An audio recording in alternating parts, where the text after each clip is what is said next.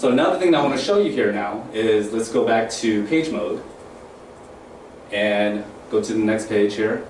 And as I'm reading through this document, I noticed that on the 8th line here, it says, okay, if you turn to the 3rd page of Exhibit 1, and I noticed that Exhibit 1 is underlined. So that means that it's hyperlinked. Okay, so when Jason created that transcript package earlier, he created a link to it, which is the files up here at the top right. So if I cursor over it and click on it, it downloads the exhibit. I'm going to go ahead and open it up from here, and it opens up the exhibit. So that's what our linked exhibit looked like. Ted, I didn't see, maybe I missed it, that you could access the exhibits in the video from the mobile version? No, you cannot. Why not? Okay. You cannot, no. Neither one. No. It's not good access. Well, I mean, you can still upload the files for them, and they can see it, but the hyperlinked exhibits does not work on the mobile. But they could access the exhibits even though they wouldn't be hyperlinked. Yeah, so like if you upload those separately, as because like what we did, so this is what the artwork looks like, normally. So transcript packages is what's new, but on their mobile device they still have repository. So if they wanted to search for the exhibit file, they can open it from there. It's not hyperlinked to the mobile device. And I think I had heard earlier before the meeting or presentation started that this will allow you to search amongst multiple transcripts in multiple cases. Yeah, Can you show I will show that. Okay. I can get to that. Sorry. That's okay. Okay, so let's go back to the transcript viewer. Now, what I want to do, what I want to show you is, okay, so now I'm back at my office and I want to print this. So what I can do here is if I click on export at the top, I have different formats. I have amicus, full page transcript, the condensed, word index, highlights, and comments. So if I need the full page transcript, what I can do is I'm going to select that, click next. So now every attorney can want their transcript different. The margin, sometimes they don't like it hole punch, or maybe they just use tabs. So they have the option to customize the margins the way that they like. They don't have to keep telling you, you made the margins incorrect this time. Can you please move it over more to the left? So they change that right here. If they don't like the borders, you don't have to remember every single attorney that wants a certain way. They can change the font right here too. Maybe they're complaining about, I don't like that font. Can you please change it to Arial? Can you bold the Q&A? So after that's all done, I'm going to click export. Okay, so it created a full page full page transcript, and it downloaded it to my computer. So I'm going to open this. So that's it. So you don't really actually send them the electronic files anymore. What you're doing is you're creating a transcript package and you're notifying them, and then they can choose what they want. So if they wanted the condensed, if they wanted the full page, they do it all themselves. I noticed that when you were on the iPad version, right next to the amicus, it said email.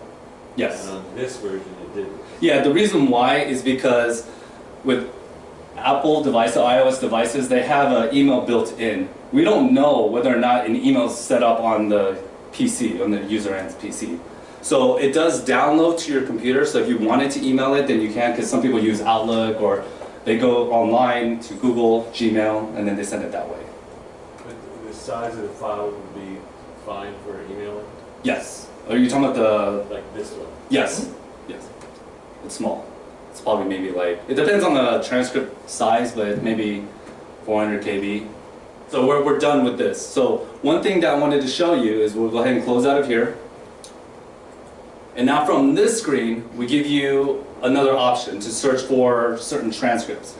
So if this is a big case that I'm working on, and I can't remember what a certain witness said on which day. So that happens all the time. So what I'm going to do here, there's a field that says words in transcript. So if I want to type in a certain word or phrase that someone said, and I can't remember when that happened, I'm just going to type in retirement,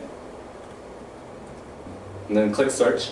And now what it's going to do, it's going to show me every single time retirement came up in any transcript package that was available for me. It's going to give me the page and line number, and it's also going to show me that line. So it says, I'm the director of the retirement benefits with stock. Okay, so I remember that that's when I need to remember to ask the witness again. So I'm going to click on the file name. It's going to open up the transcript viewer again, and it's going to highlight that word for me. Okay, so now it changed it to word mode. I can navigate through it by clicking on the arrows, and each time retirement comes up, it's going to just go to it directly. That's it. So, I mean, if you make any changes in here, you got to do the same thing. You got to hit sync. Over here to the right, if you're wondering what that is, that's the highlight button. So I'll click that to highlight it. And then if I try to close out of it, it's going to tell me, hey, you didn't make any saves to your changes. So I'm going to hit cancel. It's going to remind me. And then once I sync it, it's basically saving it to your system. So then now I synced it. I'm closing out. I'm going to take my iPad and leave. If I want to make changes later on, then I can do from there. Ted, can you tell me a little bit more about the filtering for the searching? So let's say I want to search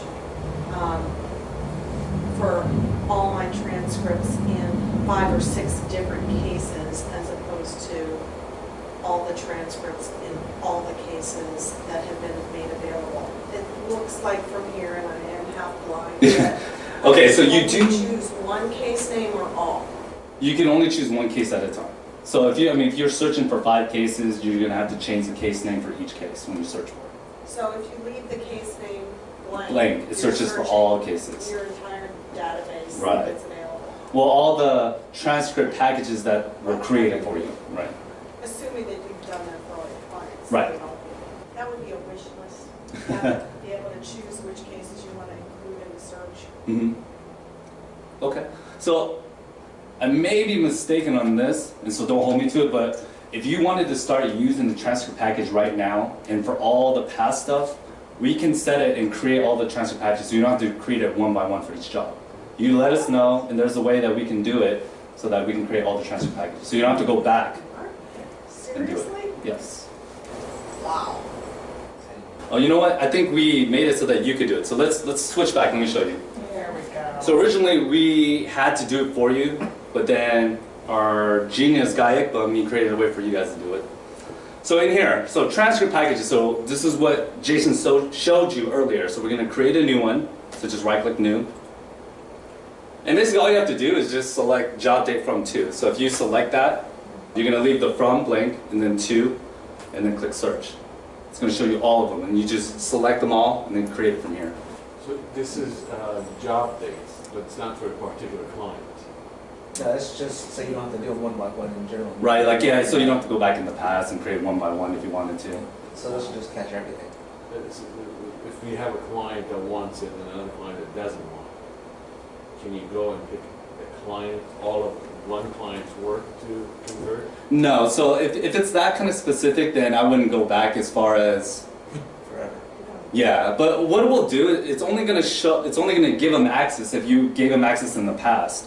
So right here, if you didn't publish a certain file, the publish is not checked, and it's only going to give them access if you build them. So it's not going to just give everyone access. It's the same thing as if though you already uploaded the regular transcript for them. So then you just get a second option, which is the transcript package. That's our demonstration. Any other questions? Awesome. I was noticing a couple transcripts. That is very Yes, cool. yes. If someone does change the font, will the page and line remain correct? Yes.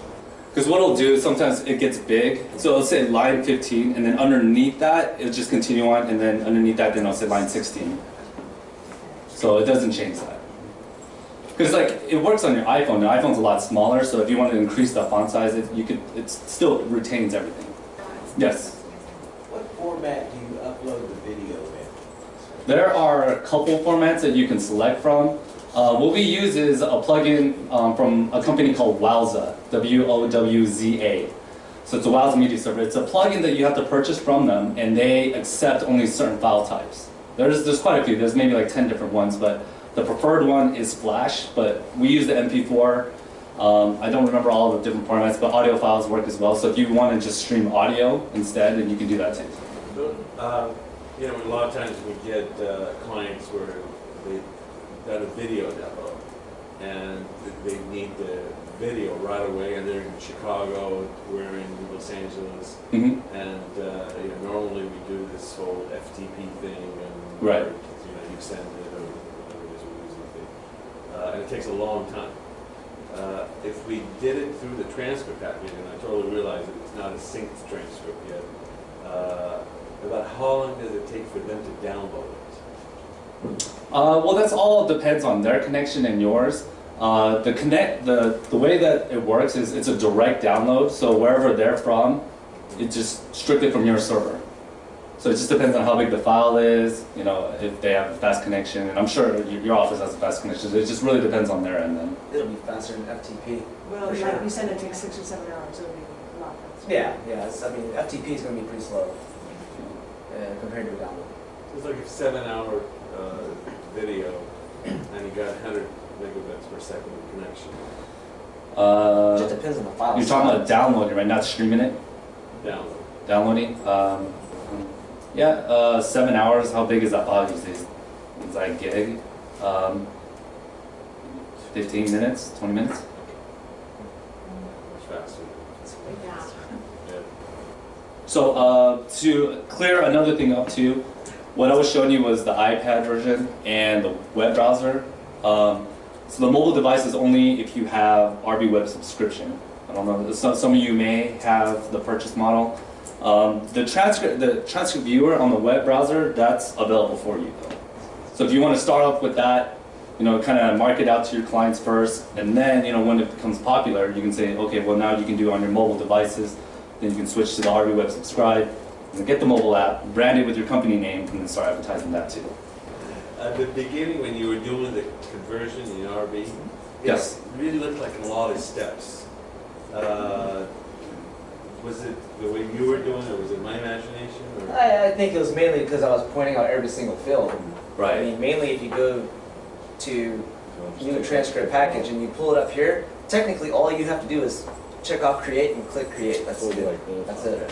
Right, so if you're not making changes, it's a fast Right. process. Right. I mean, because mainly I was noting that you should already have the ASCII file, the exhibits, the video, whatever, uploaded into the repository. So as long as that's already there, then this is basically a search, a click, and a create. That's it. Does your office currently use PDF transcripts in RB? No, I think we use meTranscripts. Okay. Well, the creating the transcript package is faster than creating a PDF transcript.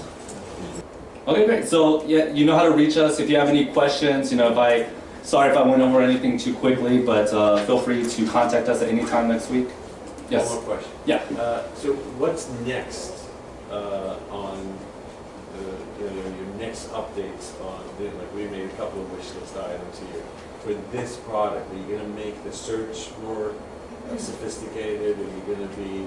Yeah, well, definitely most of our updates are all geared to mobile things, because that's the future now. As far as RB8, it's pretty stable, just maybe a couple of reports that people need and things, but the most changes that we're doing is all for transcript packages, PDFs, everything. That's what our next big update is going to be, all production side. One thing that I see that would be helpful is, you know, because you've got clients that are now working on their iPad on the transcript package. And Yep. then they go to their office and they're on LiveNote or they're on TextMap or whatever it is, and they've done all their marking and everything. To be able to actually export this out and then import it to the transcript management package. That would be a great addition.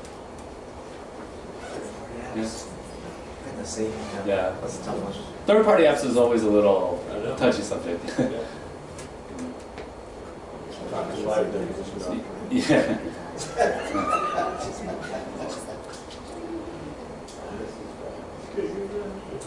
Okay, good. So, yeah, we'll still be around. Probably be at the bar. Thank you everyone for attending.